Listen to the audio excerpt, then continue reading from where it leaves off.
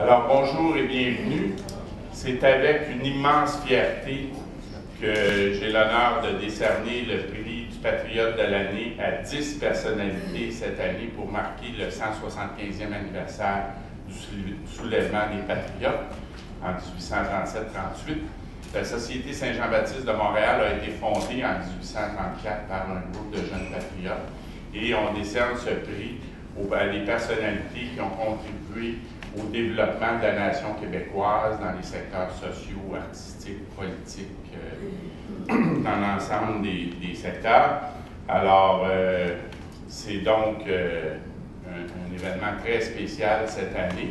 Alors, je vais maintenant inviter notre patriote de l'année. Je vais vous citer les différents patriotes de l'année qui ont reçu cet hommage au fil des ans. À partir du plus récent, Denis Trudel, qui est ici. Bon, salut.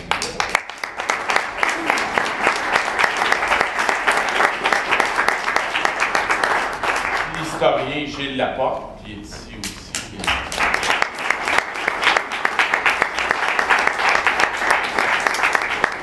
J'en oublie, on le signe, M. Robert Laplante, les locaux Locas, Bernard Landry, Louise Lorrain, Locke Merville, René Blanchet et Georges Aubin, Pierre Falardeau, Marcel Tessier, Jean-Marie Cossette, Jean-Marc Léger, Fernand Lahoux, Yves Michaud, Gérard Darroze, Monique Vézina, Paul Piché, Jean-Claude Germain, Carmen Sabac-Olmedo, Jacques Roux, Serge Turgeon, Louis Laberge, Mia Rudez-Morissette.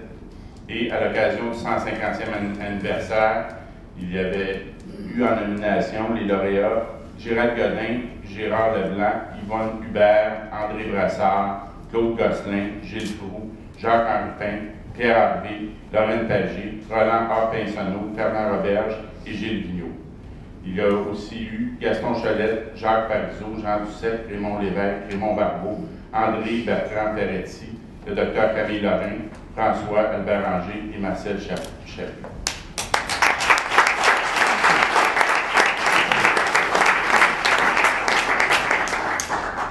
Alors, j'ai invité notre patriote de l'année 2011 à venir voir s'avancer pour qu'on puisse procéder à la remise des médailles. On remet à chacun des patriotes la médaille Benemerenti des patriotes qui a bien mérité de la patrie. Alors, la première lauréate, on va inviter chaque lauréat à s'avancer, à prendre la parole, dire quelques mots. Et ensuite, on va prendre une photo avec la médaille. Alors, notre première lauréate a été la première femme présidente de la CSN. Elle n'est pas seulement une syndicaliste, mais aussi une femme profondément engagée dans la défense de la démocratie.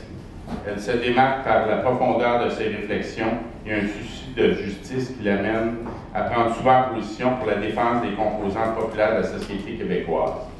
Dernièrement, elle a été invitée à élargir le débat sur l'éducation supérieure pour renouer avec les idées forces du rapport parent sur la question de la démocratisation de l'enseignement supérieur au Québec. Au regard de l'histoire, elle fait le lien avec l'esprit des patriotes en associant les combats pour la démocratie et l'égalité à la lutte nationale. Elle travaille aussi à remettre la lutte pour l'indépendance du Québec à l'avant-plan et d'en élaborer la stratégie de mise en œuvre en faisant partie du Comité sur la souveraineté. À ce titre, Mme Claudette Carbonneau, avec sa sagesse reconnue et sa force tranquille, est devenue une des garanties de la pérennité du projet indépendantiste. Alors accueillons Mme Claudette Carbonneau.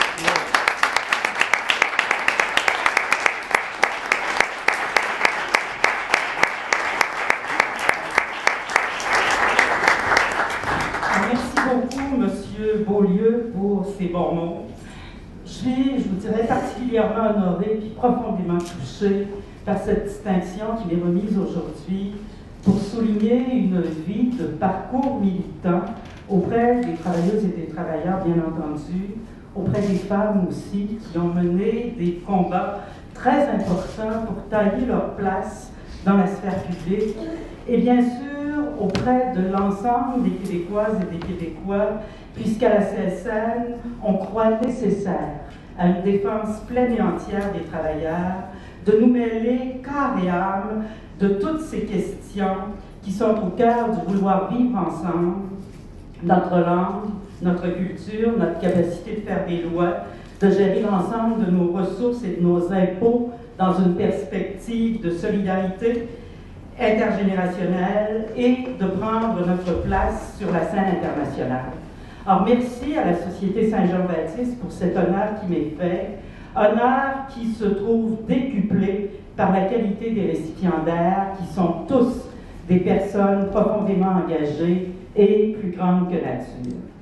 La distinction qui m'est remise aujourd'hui me touche particulièrement puisque je suis une arrière-petite-fille de patriote de Saint-Eustache. Dès l'âge de 5 ans, mon grand-père me conduisait souvent à la vieille église de Saint-Eustache où il me faisait toucher la trace des canons sur la pierre. Il me parlait avec beaucoup de fierté et d'émotion de la profondeur de l'engagement des patriotes, de leur courage, de leur soif de démocratie, de liberté et de respect, de leur volonté de vivre debout comme peuple francophone en cette terre d'Amérique. Ce grand rêve inachevé, il faut le reprendre, continuer à le porter comme une course à relais. Il faut le faire avancer et surtout lui permettre de se réaliser pleinement. Comme René Lévesque, je crois aussi que malgré notre parcours difficile et tortueux, malgré nos hésitations, nous demeurons quelque chose comme un grand peuple. Il y a dans le désert des fleurs magnifiques qui ne fleurissent qu'au 100 ans. Mais pour que la plante qui les porte survive, elles doivent fleurir. Voilà pourquoi je pense que nous devons tous être des jardiniers. Merci. Bravo.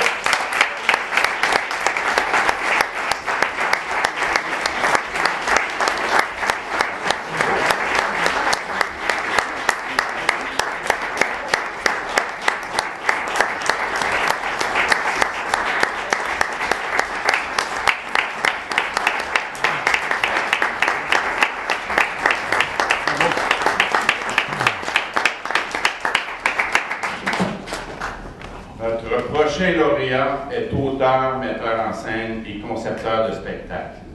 Diplômé de l'École nationale de théâtre en écriture dramatique, il est le cofondateur et le directeur artistique du théâtre Il va sans dire, qui demeure depuis 25 ans son lieu de création de prédilection. Il a été membre de plusieurs associations, regroupements et conseils d'administration dans le domaine culturel.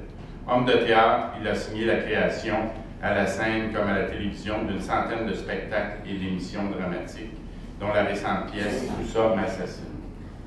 Il a été récipiendaire de très nombreux prix et distinctions pour sa grande contribution au milieu culturel.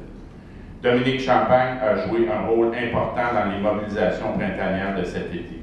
Il s'est investi sans relâche dans l'organisation de ce grand rassemblement de plus de 250 000 personnes pour le Jour de la Terre, le 22 avril.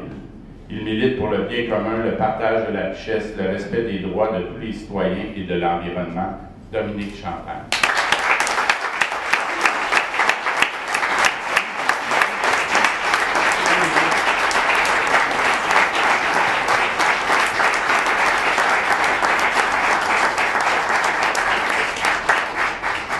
Merci. C'est un honneur qui me fait très plaisir, qui me touche beaucoup et qui me trouble également. Alors, ce matin, à un moment donné, je me suis fait une petite réflexion sur ce trouble qui m'envahit. Étrangement, ça me donne le vertige de recevoir ce titre de patriote. Comme s'il y avait en moi encore un peu de ce vieux fond de honte à être d'une patrie. Comme si je ne savais pas bien quoi faire avec ça, être patriote. Avec au cœur l'impression étrange d'appartenir au passé d'un pays dont le passé mort n'arrive pas à mourir, plutôt que d'appartenir franchement à l'avenir du monde qu'il faudra bien finir par faire arriver. Tout le printemps dernier, les mots de Miron m'ont porté « J'ai fait de plus loin que moi un voyage à Bracadabran.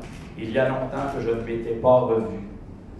Me voici en moi comme un homme dans une maison qui s'est faite en son absence. Je te salue, silence. Je ne suis pas revenu pour revenir. Je suis arrivé à ce qui commence. Où suis-je dans ce pays sans constitution? Dans ce pays où je n'ai toujours pas signé le contrat social qui m'unirait au rêve de vivre avec ceux qui m'entourent pour la suite de notre monde. Sans équivoque, Je suis souverainiste et je porte cette fierté d'être le citoyen du pays de mes origines, comme je suis fier d'être le fils de mes pères et mères et de mes grands-pères de Sorel et de tous ces ancêtres voyageurs de commerce ou d'aventure, paysans, parvenus ou ouvriers. Mais là où je me suis toujours senti le plus modernement souverain a été d'appartenir à cette race de coureurs des bois, de survenants, grands dieux des routes, qui, de Samuel de Champlain à Jacques Kerouac, de Radisson à Guy la Liberté, de René Lévesque à Robert Lepage, ont souvent élu pour pays celui qui est ailleurs, celui qui est encore à faire, à découvrir, le nouveau monde, loin des limites que nous nous donnons et du territoire que nous habitons, parce que nous sommes aussi faits de l'étoffe du rêve d'aller voir au loin si nous y sommes. Aujourd'hui, je voudrais profiter du fait d'être ici au milieu de la Société Saint-Jean-Baptiste pour vous confier combien j'ai l'impression depuis quelques années de vivre ma quête souveraine à l'enseigne de Louis-Joseph Papineau, d'avant, de pendant et peut-être même surtout d'après les moments de trouble et de révolte de 37-38, au service de ce qui, dans la souveraineté, me semble le plus fondamental, l'exercice de la démocratie. La démocratie est, par définition, la souveraineté du peuple. Et je crois que si nous voulons qu'elle arrive, cette souveraineté, si nous voulons ne pas revenir pour revenir, mais bel et bien arriver à ce qui commence, c'est non pas de la souveraineté telle qu'on l'a nommée depuis 50 ans qu'il faut partager davantage, ou plutôt de ce qu'il... excusez-moi. Mais bien de cette exigence de la démocratie que nous posait bien avant le patriote Louis-Joseph Papineau. La souveraineté, c'est la démocratie. La démocratie étant par définition la souveraineté du peuple, j'insiste. Et c'est avec elle seulement que s'incarnera l'idéal de la liberté, de l'égalité et de la fraternité, du pouvoir du peuple, pour le peuple et par le peuple. C'est sur cette base-là qu'il nous faut repartir, à la recherche du plus grand consensus qui, au-delà des lignes de parti, imposera la nécessité démocratique. À l'heure de la globalisation du monde, où les pressions de la finance sont de plus en plus fortes, où les décisions se prennent souvent au-dessus de la tête des peuples, il importe que l'on pose à la face du monde l'exigence de la démocratie souveraine.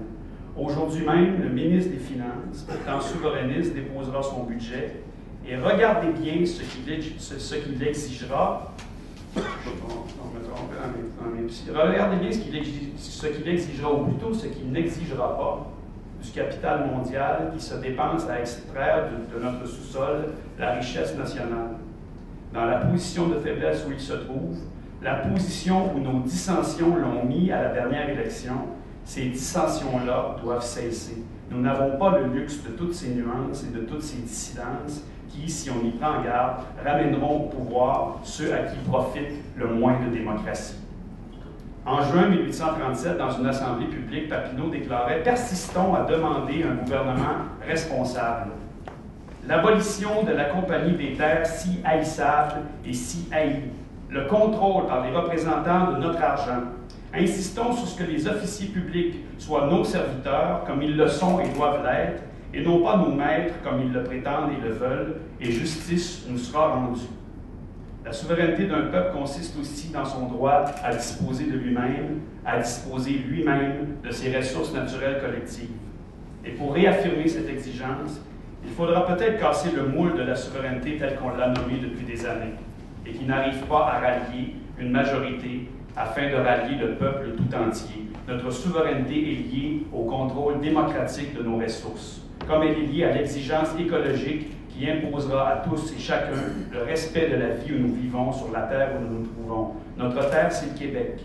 Il est temps que la démocratie s'y impose comme le lieu de notre souveraineté. J'en appelle à tous les hommes et toutes les femmes de bonne volonté à marcher les uns vers les autres à la recherche de plus de démocratie qui est notre véritable souveraineté. Si vraiment nous voulons arriver à ce qui commence, l'heure des consensus a sonné.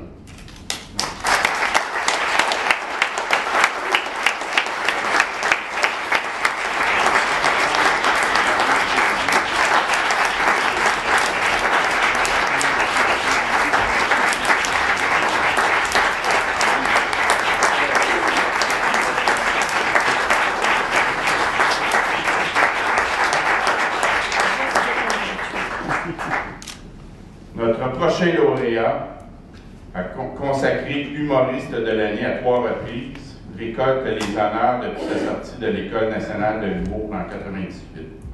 Avec ses quelques apparitions au cinéma et ses différentes expériences d'animateur à la télévision, cet humoriste a littéralement conquis le public québécois par son talent, sa polyvalence et son charisme. Sur scène, c'est avec un enthousiasme contagieux et des métaphores hilarantes qu'il aborde les thèmes qui lui sont chers.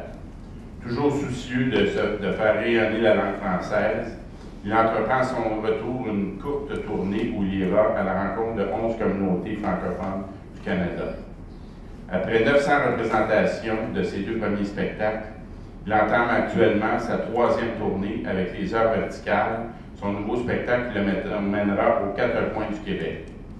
Et plus loin encore, puisque nos cousins français se préparent de nouveau à l'accueillir en 2013. Il a été porte-parole de la campagne de l'Office québécois de la langue française « Ici, on commerce en français ». Sa prestation sur l'achat en français à l'ouverture du Gala de la Disque en 2008 marque encore notre imagination. Accueillons Louis-José Beaulieu.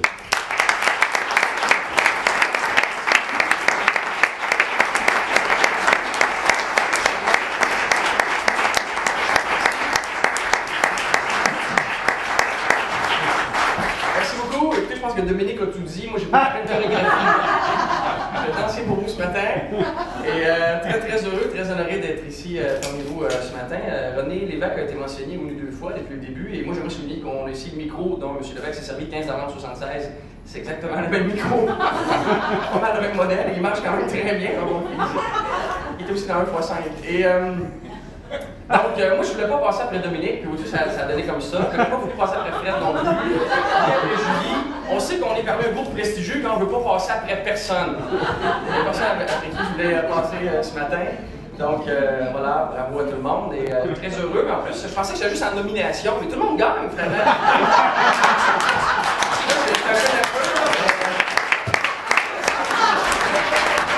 Tout le monde est gagnant. Ça devrait être tout le temps comme ça.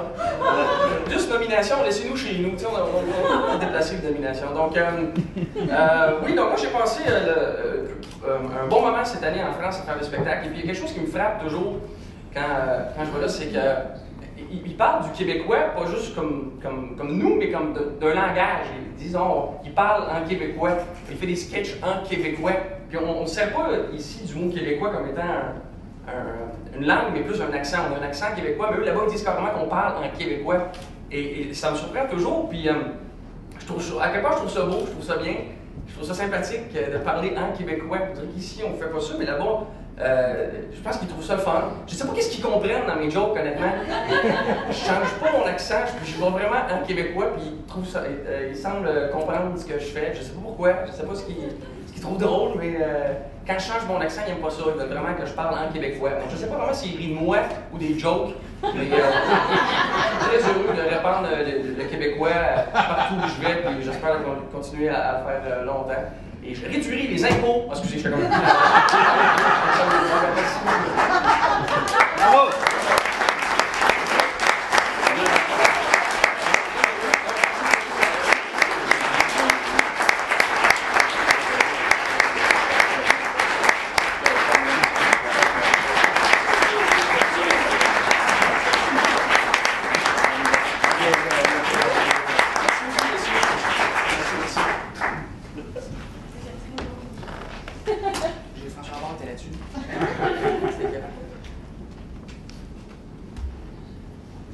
La prochaine lauréate, on peut l'appeler la passionnariat.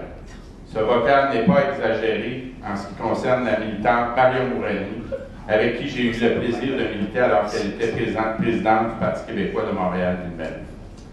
Maria Mourani est devenue députée du Bloc québécois au moment où Jean Charest prenait le pouvoir à Québec. Élue en 2006 dans un comté difficile, tout de suite sa figure de résistante et de batailleuse est apparue avec force. Lors de la défaite amère du Bloc québécois à l'élection de 2011, elle a, comme qui dirait, sauvé le navire, elle a résisté à la vague. Son histoire n'est pas banale. Née en Côte d'Ivoire, à Abidjan, de parents d'origine libanaise, Maria Mourani a vécu sa tendre enfance à Abidjan et une partie de son adolescence en France. Elle est arrivée au Québec en 1988 avec ses parents, 2 frères et une sœur.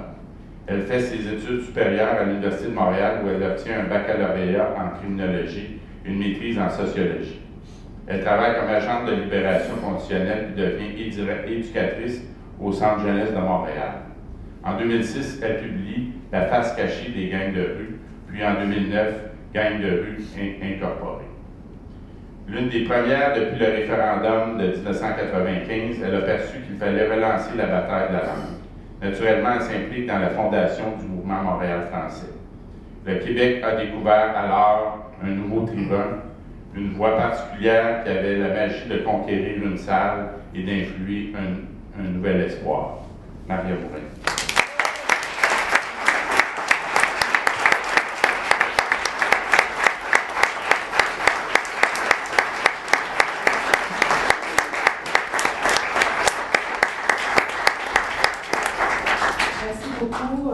Je crois qu'il n'y a pas plus grand honneur que celui de la reconnaissance des pairs. Et en tant que souverainiste, c'est vraiment, ça me touche beaucoup de recevoir la médaille des Patriotes. Je vous dirais, je voudrais accepter cette médaille au nom de mon père, qui a été le premier patriote de la famille lorsque nous sommes arrivés en 1988. Lorsqu'il est décédé, il m'a dit « patriote un jour, patriote toujours ». Et oui, il est parti sans avoir vu l'indépendance du Québec. J'accepte cette médaille au nom de tous ceux qui nous ont quittés et qui n'ont pas vu l'indépendance du Québec. Mais mon père, en partant, il m'a laissé un drapeau que j'ai donné à mes enfants. Et je sais que mes enfants donneront ce même drapeau à leurs enfants. Et tant et aussi longtemps que nos générations porteront ce drapeau dans leur cœur, notre cause sera immortelle, jusqu'à que nous gagnerons et que nous aurons notre pays. Moi, j'y crois fondamentalement. Est-ce que je le verrai? Est-ce que je ne le verrai pas? C'est pas important. Moi, je sais que je le verrai, mais c'est pas important. C'est pas important, c'est la pérennité de notre cause. Nous sommes un peuple jeune. Il y a des peuples qui ont pris des millénaires avant d'être libres. Alors, je crois toujours, je donne cette foi, si vous voulez, à mes enfants, et ils en feront de même à leurs enfants. Et vous savez, cette cause, elle dépasse les frontières. Alors, quand on se bat pour notre liberté, on doit aussi se battre pour la liberté des autres. Alors, moi, j'accepte aussi cette médaille au nom de tous les peuples, de tous les patriotes de cette terre qui se battent pour leur liberté, mais aussi pour leur existence. Il y en a qui ne se battent pas juste pour la liberté, qui se battent pour leur survivance. Et je voudrais, en cette, disons, en cette période un peu tragique, accepter cette médaille au nom du peuple palestinien et des enfants de Gaza.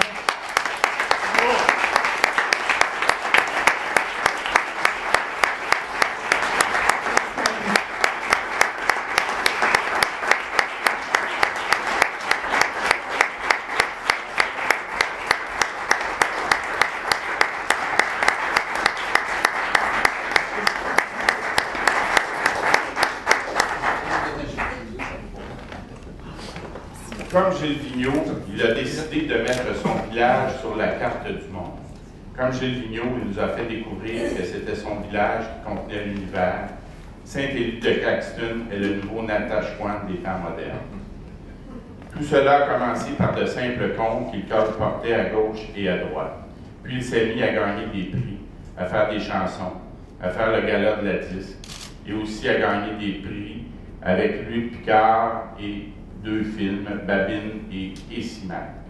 Essimézac. Essimézac. Je vais juste voir si vous étiez attentif. Ce que Fred Pellerin a fait, c'est de prendre le parti de la culture québécoise. Il a pris le taureau par les contes, et de peine et de misère, mais en y mettant une odeur de muscle, il a arraché du temps à la mort de notre mémoire. Faut-il se surprendre que les Québécois se soient mis à l'aimer, à reconnaître en lui quelque chose qu'ils avaient en eux, et pour croire que lui aussi a montré un certain amour du Québec. On le voit par ses déclarations sur la langue, sur la nécessité d'un avenir qui nous soit commun. On le voit par sa volonté de combattre l'oubli, comme le petit village de Saint-Élie de Caxton qui contient toute l'humanité. Les mots de Fred Pellerin contiennent toute notre espérance et tous nos combats. Fred Pellerin.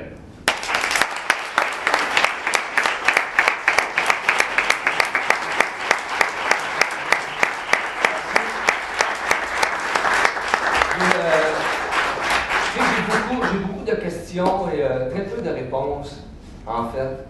Mais s'il y a une affaire sur laquelle j'hésite pas trop, c'est que la québécitude n'est pas une aliénation. Puis encore dans le flou et la difficulté qu'on a à mettre des mots et à la circonscrire et à y faire un territoire de sens qui nous appartiendrait, être québécois, c'est pas être un sous quelque chose, je pense. Tu sais, je me souviens, avec cette devise-là, moi je pense que pendant quelques années, on pourrait y mettre un point d'interrogation. Cette devise-là, dont on perd même les origines dans la prétention de la mémoire, il y a ici, à matin, ce périscope-là historique qui fait qu'on se remet quelque chose et qu'on se reconnaît comme participant à quelque chose, à une affaire, à un projet. Tu sais, il y a Louis Aymon qui avait écrit ce qu'on dit être, puis ça dépend, on dit ou on dit pas, ça se tient encore sur ce qui serait peut-être la fondation de littérature au Québec, parce que c'est écrit par un Français, c'est vraiment le premier roman québécois, ça ne l'est-tu pas, dans sa Maria Chapdelaine, qui disait, puis on finira jamais de se le virer tant qu'on n'aura pas résolu la question du sens, puis de cette chose, la québécitude, il disait, ce peuple serait d'une race qui ne sait pas mourir, puis avec l'étirement de la sauce, qu'aujourd'hui, au bout de tant de temps, qu'on s'en était construit peut-être une fierté de ne pas savoir mourir, qu'on finit par se rendre compte que pas mourir, ça peut être long. Puis qu'après ne pas mourir, il y aurait peut-être un besoin d'être, puis d'exister. Puis d'être dans un roman éventuel, un peuple qui sait vivre. Encore dernièrement, on tentait la question de la définition de notre québécitude par une commission qui marchait peut-être à l'envers, en cherchant à voir ce qu'on n'était pas. On cherche ce qu'on n'est pas. Et il n'y a toujours pas de certificat de localisation qui dit où est notre terrain. Acheteur au Québec, quand on achète une maison, c'est obligé que le contrat soit accompagné d'un certificat de localisation qui consiste en 4 pins avec une tête jaune-orange qu'on place sur les coins du terrain. Ce qui fait qu'après, si ton voisin a une fenêtre trop proche de ton terrain, il y a une servitude de vue à négocier. Si son toit de garage dégoutte sur ton terrain, il y a une servitude. Tu peux accorder au voisin le droit à la goutte sur ton terrain par son garage. Tu peux y laisser la fenêtre ouverte. Mais tu sais qu'il est chez vous. Tu négocies d'égal avec ton voisin parce que tu sais où est ta pine. On cherche à savoir si on est d'accord avec le garage du voisin souvent, sans trop savoir où est la pine. J'ai beaucoup de questions. Je les ai mis dans des comptes. Cette affaire-là verse dans l'engagement politique. Je suis allé fouiller, puis on parle de servir l'intérêt du Québec, puis la démocratie des peuples. Pour moi, c'est là des grands mots et des grandes choses. J'attaque l'engagement social ou politique, parce que je ne savais pas que j'avais un engagement politique, je l'ai appris à mes dépens dernièrement.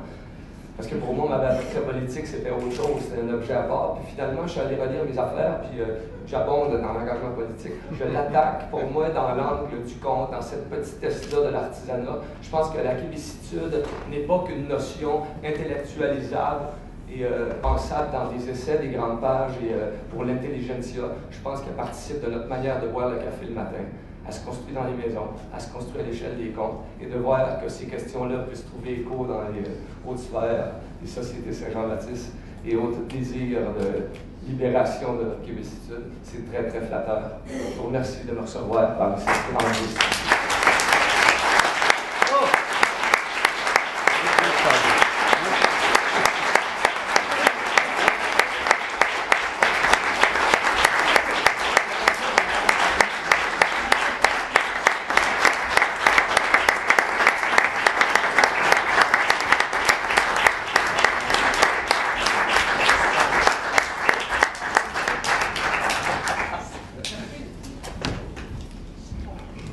Le prochain lauréat est un artiste québécois qui fait une carrière très diversifiée en tant que comédien, reporter et chroniqueur.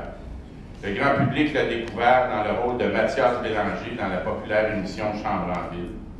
comme animateur dans Salut Bonjour, Le Bouche à oreille, la tribune d'Occupation Double, sa chronique dans le magazine Dernière Heure à la radio, il œuvre au Showbiz Show et au magazine du week-end. Dans son métier de comédien à Caméra Café, Truc occulte. Et après avoir créé le spectacle Les Guédailles, diffusé dans le cadre du festival Juste pour rire, il a été porte-parole de la fierté de Montréal en 2009. Il a dénoncé l'homophobie avec une grande efficacité dans son livre Hostie de Fif. Avec sa fondation Jasmin Roy, il joue un rôle majeur dans la lutte contre l'intimidation, la discrimination et la violence faite aux enfants en milieu scolaire.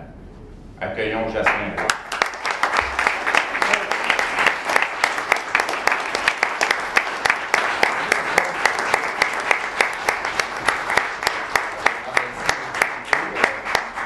Très honoré, félicitations à tous les lauréats. Je ne m'attendais pas à gagner un prix comme ça. Je ne me suis jamais considéré comme étant un patriote dans ce sens que j'ai une mission de vie, puis je me suis engagé socialement. Je suis très honoré parce que je suis ouvertement homosexuel, puis il y a quelques années, jamais qu'on aurait pensé qu'un livre qui s'appelle Hostie de Fif était pour créer un mouvement social. Je crois que les gens ont compris le message. Excusez-moi, ça m'émeut. Ce prix-là, moi, je le remets aux jeunes dans les écoles. Il y en a des héros présentement. C'est ces jeunes gays et lesbiennes, bisexuels qui sont victimes de discrimination et c'est encore très présent. Moi, je l'ai vécu pendant 50 ans et c'est à eux que je remets cette médaille-là parce que pour moi, ça, c'est des vrais héros. Excusez. Vous parlez beaucoup de notre pays. Moi, je peux vous dire que tout doit passer par l'éducation. Présentement, je vois des jeunes filles qui se traitent à coups de pute, de chiennes, de salopes dans nos écoles parce qu'ils ne savent pas d'où elles viennent. On n'enseigne pas l'histoire du droit des femmes dans nos écoles. On n'enseigne pas l'histoire du Québec dans nos écoles. On ne sait pas d'où on vient. Comment peut-on demander à une génération de savoir où ils s'en vont? Je suis très préoccupé. Honnêtement, je suis très préoccupé. Je pense que, en tant que société, on doit s'occuper de nos personnes âgées, de notre jeunesse.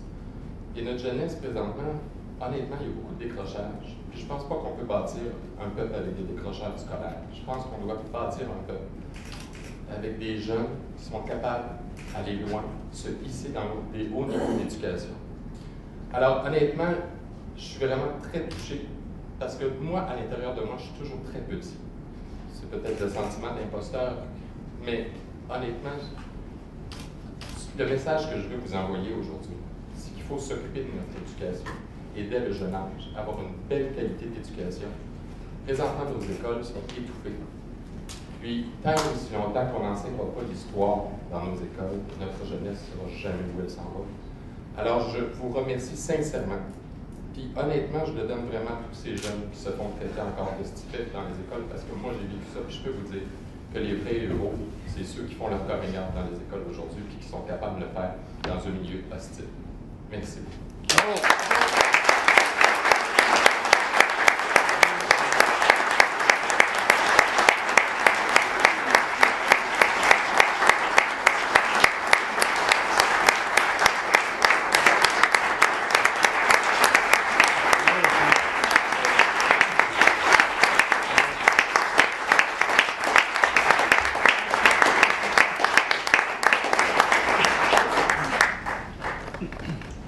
Notre prochaine lauréate bouscule depuis plus de 25 ans la télé québécoise par son ton, son sens de l'humour, son énergie et ses idées novatrices. Certaines des émissions qui ont jalonné sa carrière font aujourd'hui partie de la mémoire collective. De Sortir en passant par Le Point J jusqu'aux grands spéciaux de Céline Dion, toutes ces productions ont pour mission de mettre en valeur la créativité québécoise dont elle est elle-même un de nos plus beaux fleurons. Sa carrière d'animatrice en France lui a permis de créer un pont avec les agents culturels de la mère patrie pour permettre aux artistes des deux côtés de l'océan de faire briller leur talent. C'est une grande rassembleuse qui réunit des millions de Québécois et de Québécoises devant Star Academy, émission phare de la chanson québécoise. À ce jour, Julie Snyder a réalisé pas moins de 2000 entrevues et récolté plus de 20 prix récompensant ainsi bien sa carrière d'animatrice que de productrice. Les engagements sociaux menés à titre personnel par Julie Snyder sont nombreux. Entre autres, la prise en charge de traitement d'infertilité par le régime d'assurance maladie du Québec, l'allaitement maternel et son soutien à la chaire québécoise en oncologie. Passionnée d'histoire et alarmée par la méconnaissance de trop de nos compatriotes sur leur propre passé, Julie Snyder s'est associée à Marie-France Bazot pour créer la Boîte à Histoire, une compagnie de production qui réalise la série de capsules historiques Le Québec, une histoire de famille. Julie Snyder aime sa patrie et les gens qui l'habitent. C'est cet amour des gens de chez nous qui guide toutes ses réalisations. Accueillons Julie Snyder.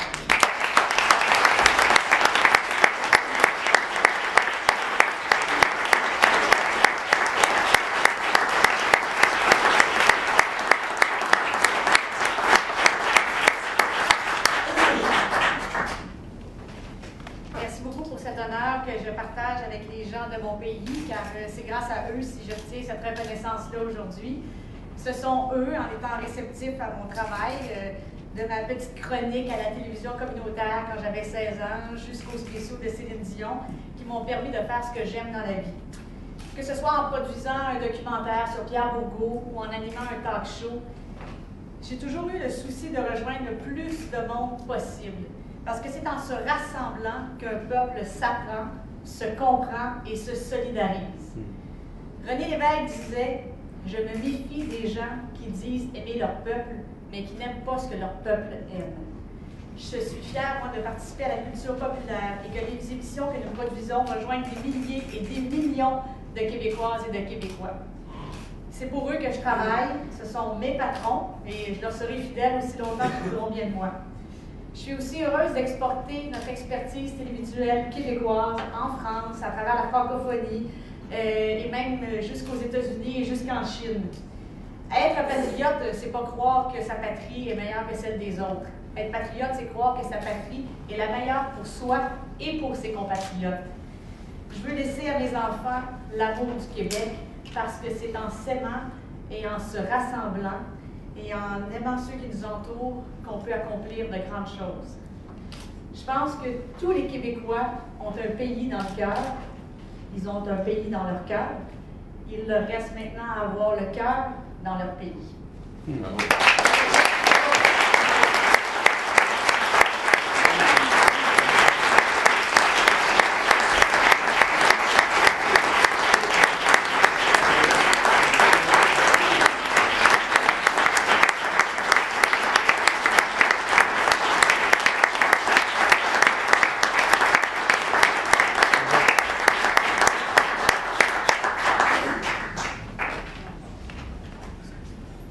Alors, nommer 10 patriotes de l'année, c'est très agréable et très beau, mais c'est difficile de les avoir les 10 en même temps. Alors, il y a 3 autres patriotes de l'année. Donc, on va parler, ils vont nous faire une présentation par la magie du vidéo. Alors, d'une part, Brigitte Hankins est metteur en scène québécoise et franco-ontarienne d'origine française. Elle a entrepris une carrière de directrice artistique et de metteur en scène qui s'est déployée en Ontario français où elle a dirigé le théâtre du Nouvel-Ontario de 1982 à 1990.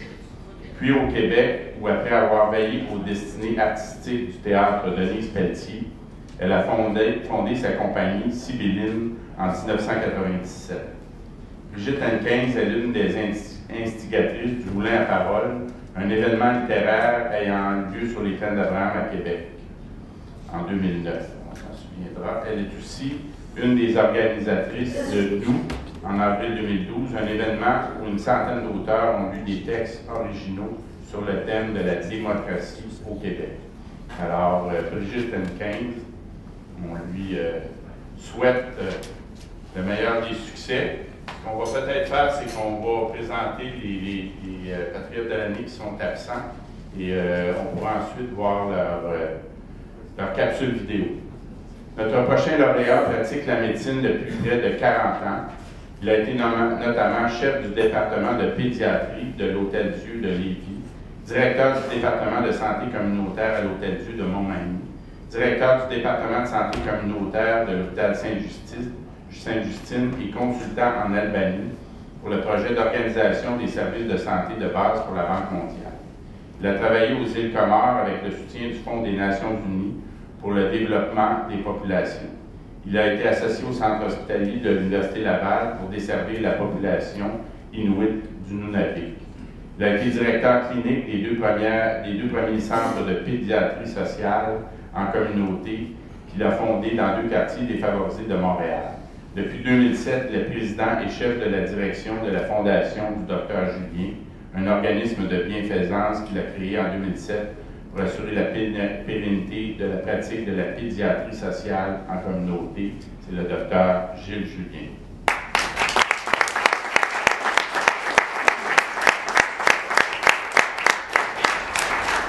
La prochaine lauréate a fait une longue carrière politique. En 1969, Louise Baudouin a travaillé au ministère des Affaires intergouvernementales avec Marcel Masse et Denis Bourgeois. Elle a été directrice de cabinet du ministère des Affaires intergouvernementales, puis directrice des Affaires françaises au ministère des Relations internationales et déléguée générale du Québec à Paris. Elle fera son entrée au Conseil des ministres en 1985 comme ministre des Relations internationales. Au cours de sa longue carrière, la prochaine lauréate a été successivement ministre déléguée aux Affaires intergouvernementales canadiennes, ministre de la Culture et des Communications, ministre responsable de l'application de la Charte de la langue française, et ministre des Relations internationales et de la francophonie et ministre d'État aux Relations internationales. Alors qu'elle était ministre aux Relations internationales de 1998 à 2003, Louise Baudouin a travaillé activement à la préparation de la Convention de l'UNESCO pour la protection et la promotion de la diversité des expressions culturelles.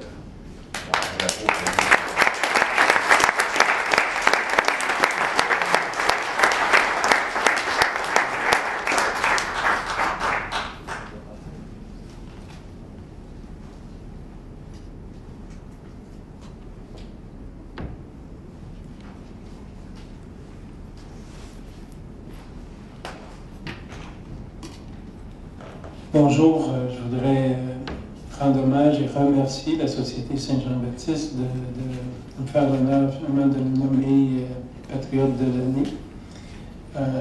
Je le prends avec plaisir, je m'excuse de ne pas pouvoir être avec vous pour célébrer, mais je veux vous expliquer pourquoi j'accepte.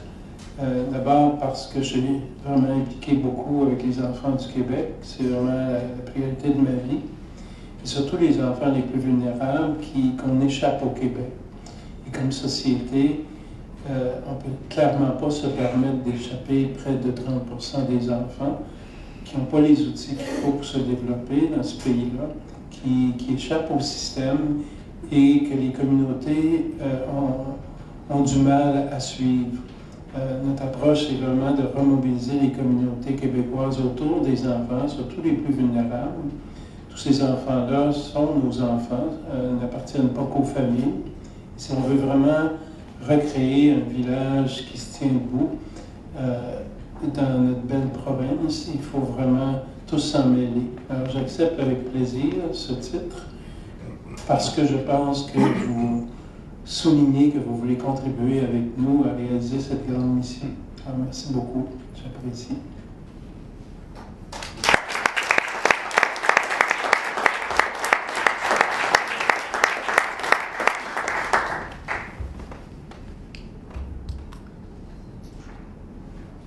Je suis vraiment désolée de ne pas pouvoir être parmi vous aujourd'hui. Je serai dans le ciel en train de vous regarder. Alors, je voulais dire que je suis extrêmement honorée, fière de recevoir cette distinction et de constater que le courage est finalement aussi une vertu féminine. Ça me fait grand plaisir. Et je voulais dire que être patriote, pour moi, c'est résister. C'est se tenir debout, c'est se battre contre les idées reçues, c'est aussi maintenir vivant l'esprit révolutionnaire. Alors, vive le Québec libre!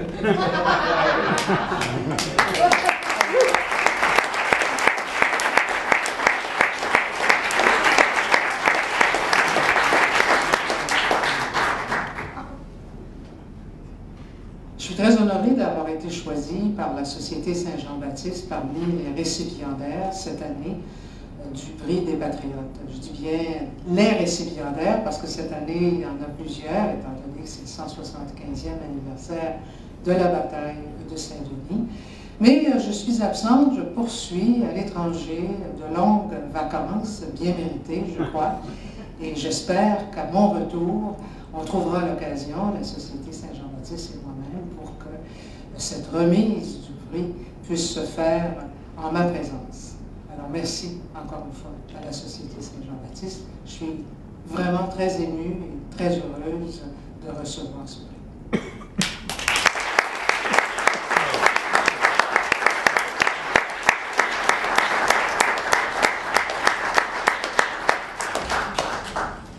Alors, merci à vous tous et à nos patriotes de l'année.